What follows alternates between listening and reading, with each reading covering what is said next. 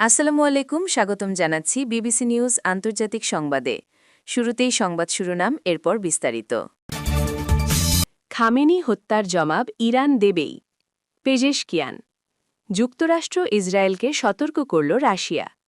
ইরানের সঙ্গে কূটনৈতিক সমাধানে পৌঁছানো এখন অনেক সহজ, ট্রাম্প। যে তিন নেতার কাঁধে এখন পুরো ইরানের ভাগ্য। দর্শক, এতক্ষণ শুনছিলেন সংবাদ শিরোনাম। এখন বিস্তারিত। আপনি যদি ইসরায়েলের ধ্বংস চান এবং মুসলিমদের পাশে থাকেন, তাহলে ভিডিওতে লাইক করে চ্যানেলটি অবশ্যই সাবস্ক্রাইব করে দিবেন এবং আপনার মূল্যবান মতামত অবশ্যই কমেন্টে লিখে জানিয়ে দিবেন। এখন বিস্তারিত। খামেনি হত্যার জবাব ইরান দেবেই, পেজেশকিয়ান। ইরানের প্রেসিডেন্ট মাসুদ পেজেশকিয়ান খামেনি হত্যাকে মহা অপরাধ বলে নিন্দা জানিয়েছেন। তার দপ্তর থেকে দেওয়া এক বিবৃতিতে একথা বলা হয়েছে। বিবৃতিতে বলা হয়, এই মহা অপরাধ কখনো উত্তরহীন থাকবে না, ইরান এর জবাব দেবেই, এবং এটি ইসলামী বিশ্ব ও শিয়াদের ইতিহাসে একটি নতুন অধ্যায় তৈরি করবে। এই উচ্চপদস্থ নেতার পবিত্র রক্ত গর্জনরত ঝর্ণার মতো প্রবাহিত হবে এবং আমেরিকান জায়নবাদীদের অত্যাচার ও অপরাধকে মুছে দেবে। আরও বলা হয়, এবারও আমরা আমাদের সব শক্তি ও দৃঢ়তা নিয়ে ইসলামী জাতি ও বিশ্বের মুক্ত মানুষের সমর্থনে এই মহা অপরাধের অপরাধী ও নির্দেশদাতাদের অনুতপ্ত করব। প্রেসিডেন্ট পেজেশকিয়ান 7 দিনের সরকারি ছুটি ঘোষণা করেছেন। এর পাশাপাশি 40 দিনের শোকও ঘোষণা করা হয়েছে। এর আগে ইরানের সর্বোচ্চ নেতা আয়াতুল্লাহ আলী খামেনি যৌথ হামলায় নিহত হন।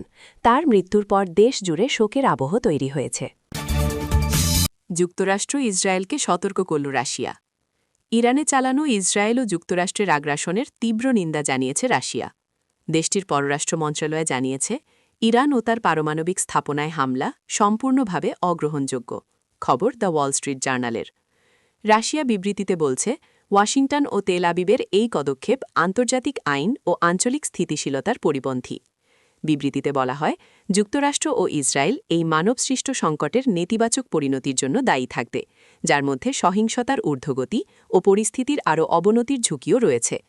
এর আগে শনিবার যুক্তরাষ্ট্র ও ইসরায়েলের ইরানে চালানো হামলার তীব্র নিন্দা জানিয়ে একে বিপজ্জনক দুঃসাহসিক অভিযান আখ্যা দিয়েছে, যা পুরো অঞ্চলকে ভয়াবহ বিপর্যয়ের দিকে ঠেলে দিতে পারে বলে সতর্ক করেছে। এদিকে ইসরায়েল যুক্তরাষ্ট্রের যৌথ আগ্রাসনে ইরানের সর্বোচ্চ ধর্মীয় নেতা আয়াতুল্লাহ আলী খামেনি নিহত হয়েছেন, ইন্নালিল্লাহ। ইরানি সংবাদ মাধ্যম তাসনিম ও ফার্স নিউজ এজেন্সি এ তথ্য নিশ্চিত করেছে। এর আগে ইসরায়েলি প্রধানমন্ত্রী বেনিয়ামিন নেতানিয়াহুর পর ইরানের supreme leader Ayatollah Ali Khamenei নিহত হয়েছেন বলে দাবি করেছেন যুক্তরাষ্ট্রের প্রেসিডেন্ট ডোনাল্ড ট্রাম্প। ইরানের সঙ্গে কূটনৈতিক সমাধানে পৌঁছানো এখন অনেক সহজ, ট্রাম্প। মার্কিন প্রেসিডেন্ট ডোনাল্ড ট্রাম্প বলেছেন, ইরানের সামরিক হামলার পর দেশটির সঙ্গে কূটনৈতিক সমাধানে পৌঁছানো এখন আগের চেয়ে অনেক সহজ হয়েছে।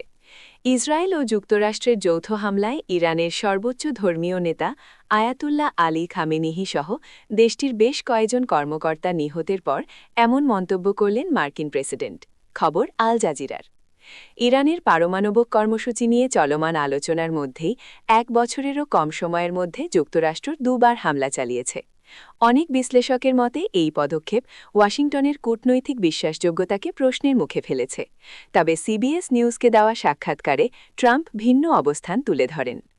তিনি বলেন, স্পষ্টতই এখন বিষয়টি একদিন আগের চেয়ে অনেক সহজ, কারণ তারা ভয়াবহভাবে চাপে আছে। ট্রাম্প আরও দাবি করেন, যুক্তরাষ্ট্রের ঘাঁটিগুলোতে ইরানের পাল্টা হামলার মাত্রা প্রত্যাশার চেয়ে কম ছিল। তার ভাষায়, আমরা ভেবেছিলাম এটি দ্বিগুণ হবে। যে 3 নেতার কাঁধে এখন পুরো ইরানের ভাগ্য। ইরানের সরকারি সংবাদ সংস্থা ইরনার বরাতে জানা গেছে, দেশটির সর্বোচ্চ নেতার প্রয়াণের পর বিশেষ এই পরিস্থিতিতে নেতৃত্ব প্রদানের জন্য 3 সদস্যের সমন্বয়ে একটি নেতৃত্ব পরিষদ গঠন করা হয়েছে। এই পরিষদে থাকছেন ইরানের বর্তমান প্রেসিডেন্ট, বিচার বিভাগের প্রধান এবং অভিভাবক পরিষদের একজন প্রতিনিধি। ইরানের সংবিধান অনুযায়ী বিশেষজ্ঞ পরিষদ নতুন একজন স্থায়ী সর্বোচ্চ নেতা নির্বাচন না করা পর্যন্ত এই পরিষদ সাময়িকভাবে দেশের শীর্ষ পদের যাবতীয় দায়িত্ব পালন করবে। এই ঘোষণার মাধ্যমে ইরানের রাজনৈতিক কাঠামোতে ক্ষমতা হস্তান্তরের সাংবিধানিক প্রক্রিয়া শুরু হল।